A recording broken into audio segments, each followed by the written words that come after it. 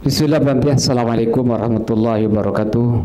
Alhamdulillah wassalatu wassalamu ala rasulillah wa ala alihi wa sahbihi wa mawalah amma ba'd.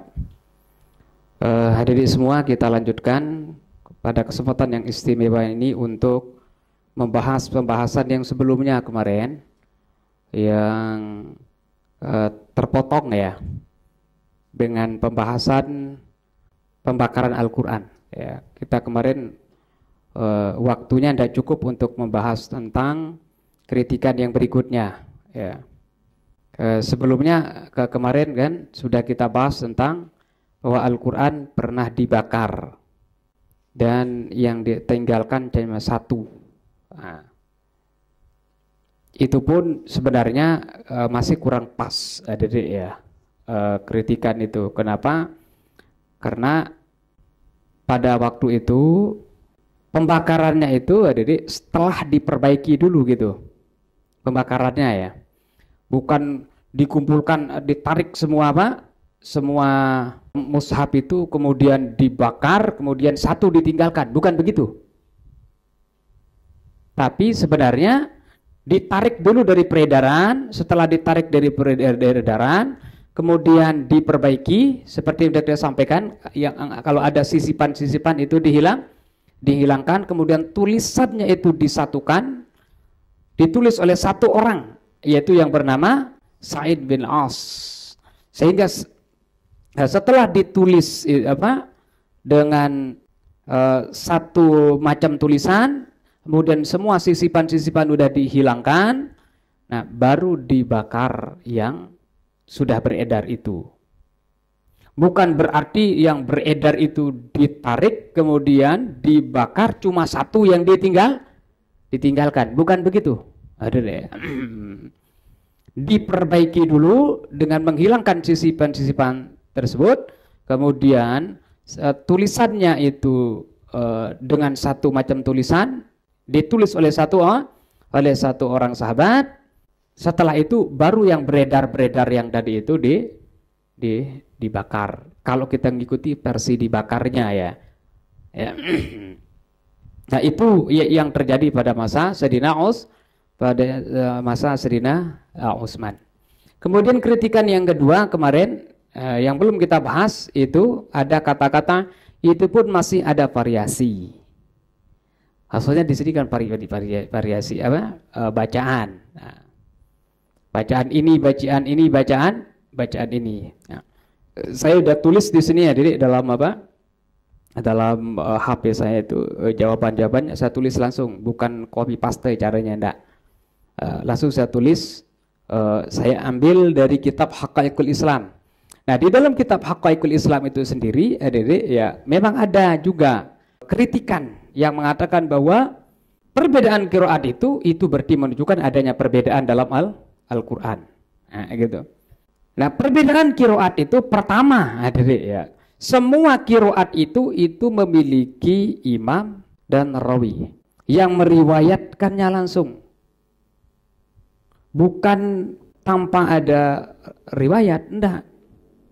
Berarti murni itu adalah semuanya bersumber dari Allah SWT yang disampaikan oleh malaikat Jibril kepada Rasulullah SAW dan Rasulullah menyampaikannya kepada para sahabatnya, sehingga keasliannya tetap terjaga. Dan maksudnya itu benar-benar bersumber dari Allah SWT. Walaupun berbeda, misalnya bacanya ya ayyuhalladzina amanu udkhulu fis-silmi kaffah, ada yang ya ayyuhalladzina amanu udkhulu fis-salmi kaffah, itu berbeda. Yang fis-silminya ada yang meriwayatkannya dan itu bersumber dari Rasulullah SAW. Yang fis-salminya juga ada yang meriwayatkannya dan itu benar-benar bersumber dari Allah dan bersumber dari Rasulullah SAW. Berarti maksudnya ya, bukan perubahannya itu dengan sebab dirubah gitu. Ya memang udah versinya itu dari sononya gitu, dari Allahnya sendiri, dari Rasulullahnya sendiri. Nah, nanti di akhir kita akan membahas tentang faktor apa yang melatar belakangi terjadinya perbedaan qiraat tersebut. Nah, di sini mengatakan bahwa ya, perbedaan versi atau variasi di dalam bacaan Al-Quran bukan menunjukkan bahwa Al-Quran tersebut berbeda. dalam arti kata berbeda disebabkan oleh perubahan yang dirubah oleh orang. Bukan begitu. Memang itu udah dari Allah Subhanahu wa taala yang disampaikan kepada Rasulullah sallallahu alaihi wasallam. Kemudian di sini perbedaan qiraat memberikan kemudahan bagi umat Islam, khususnya bagi bangsa Arab di dalam membaca Al-Qur'an.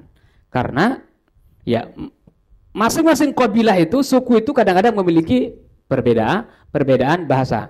Kayak di Indonesia lah gitu ya. Ada yang ainnya itu ha, kadang-kadang tidak bisa. Ada yang haknya kadang-kadang jadi ain. Nah kalau di Jawa biasa hak jadi apa? Jadi kap ya. Al-Fatihah jadi Al-Fatihah gitu. Kan ada gitu. Jadi kalau baca Al-Quran tidak bisa kita mengatakan Alhamdulillah, tidak boleh. Ain itu di Jawa jadi apa? Jadi ang. Nah orang yang tidak fasih biasa kadang-kadang terbawa itu nanti dalam baca Quran. Alhamdulillahirabbil ngalamin. Karena ainnya jadi ang. Ya. Kan di Indonesia juga terjadi seperti itu. Artinya masing-masing daerah itu memiliki lugat yang lahjah gitu ya, dialek bahasa yang berbeda. Ada yang pakai o, yang ada o kayak di sini siapa? Yang daerah mana? Yang o. Kalau di tempat saya mana ya? Denggen namanya ya. Yang pakai o. Terus pujut o ya. Nah, makanya ada itu bacaan o juga dalam Al-Qur'an. Waqimus shalah. Waqimus shalah. Tapi sekali lagi ini tidak merubah mana. Perubahan qiraat dengan faktor dialek itu, berbeda-bedanya dialek suku-suku itu tidak menyebabkan berubahnya makna Al-Quran. Nah, sehingga tidak bisa dituduhkan bahwa Al-Quran ini tidak orisinil gitu, tidak asli gara-gara ada versi-versi Korea yang berbeda-beda. Oh tidak, ada itu. Lagi pertama itu adalah murni dari Allah, murni dari Rasulullah sallallahu alaihi wasallam. Nah, adapun perbedaan-perbedaan karena dialek misalnya itu tidak merubah makna. Itu sekedar hanya untuk mempermudah mereka saja gitu. Kemudian berikutnya perbedaan qiraat itu justru menambah wawasan, keilmuan bagi orang-orang yang ingin mengkaji Al-Qur'anul Karim.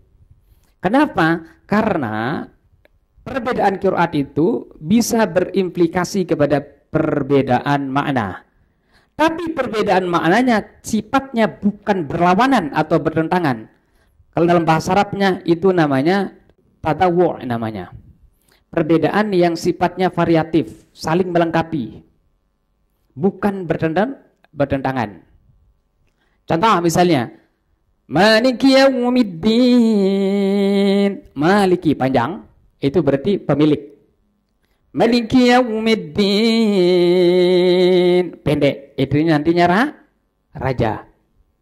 Berarti ini menambah wawasan jadinya itu. Perbedaan qiraat itu justru menambah ilmu pengetahuan.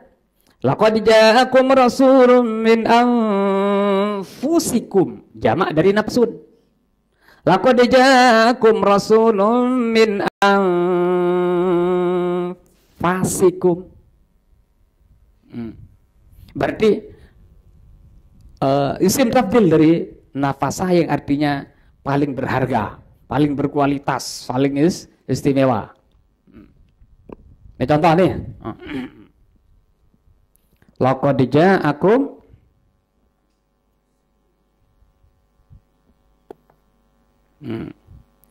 Laqad ja'akum rasulun min.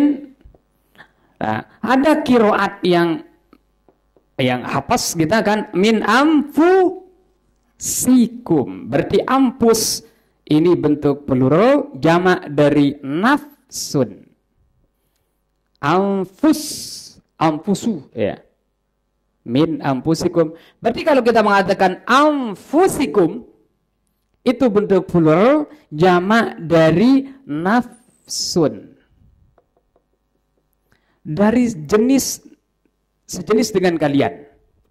Laqad ja'akum rasulun min anfusikum, telah datang seorang rasul kepada kalian min anfusikum, dari, bisa nafsun anfus itu sejenis dengan kalian, min jinsikum, min anfusikum dari diri kalian, artinya dari kalangan kalian, dari jenis kalian, ya jenis sama-sama manusia gitu kan.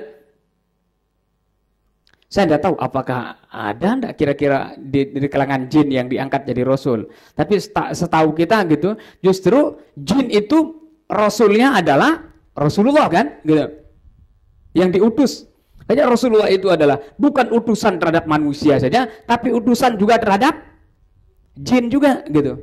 Nah, berarti kalau jin rasulnya enggak sejenis namanya. Kenapa? Karena rasulnya dari kalangan manusia.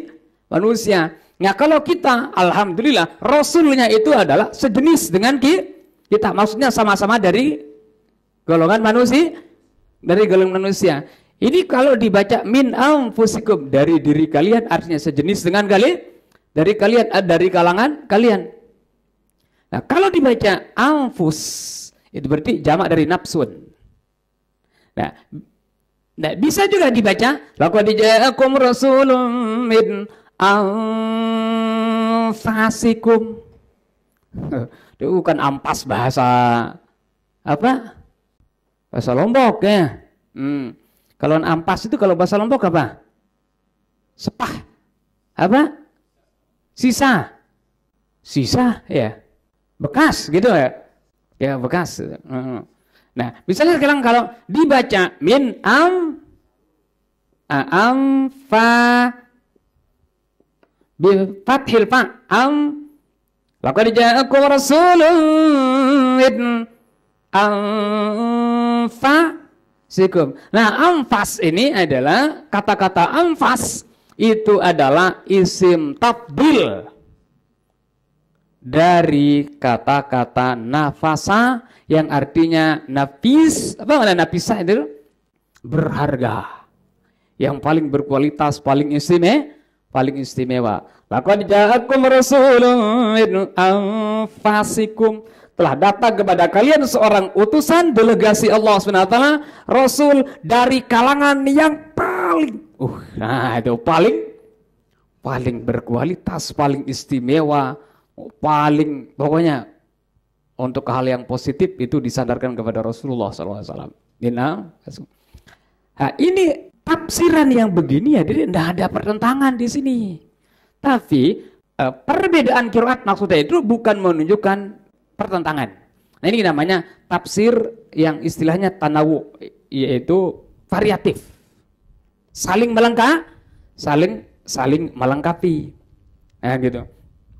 Nah, kecuali misalnya di sini laqad ja'akum rasulun min anfusikum, dari jenis kalian. Terus di sini di ayat yang lain contohnya ya, saya mengatakan laqad ja'akum rasulun minal jinni katanya kan.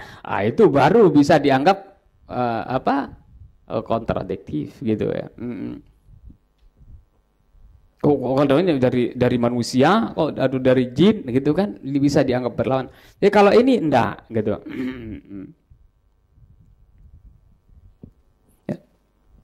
Nah, ini perbedaan qiraat yang sifatnya tadi itu ya memiliki tafsiran yang berbeda, tapi perbedaan tafsir itu adalah sifatnya tanawu atau variatif. Misalnya, ya ayyuhalladzina amanu idza qumtum ilas salati faghsilu wujuhakum wa aydiyakum ilal marafiqi wamsahu biru'usikum wa arjulakum. Ada yang baca wa arjulah. Berarti kalau dibaca wa arjulah nanti kaki dibasuh. Ada yang baca nanti wa arjulikum, kaki nanti diusap. Gitu. Nah, ini justru menambah wawasan ilmu pengetahuan, bukan menunjukkan perbedaan yang sifatnya bertentangan.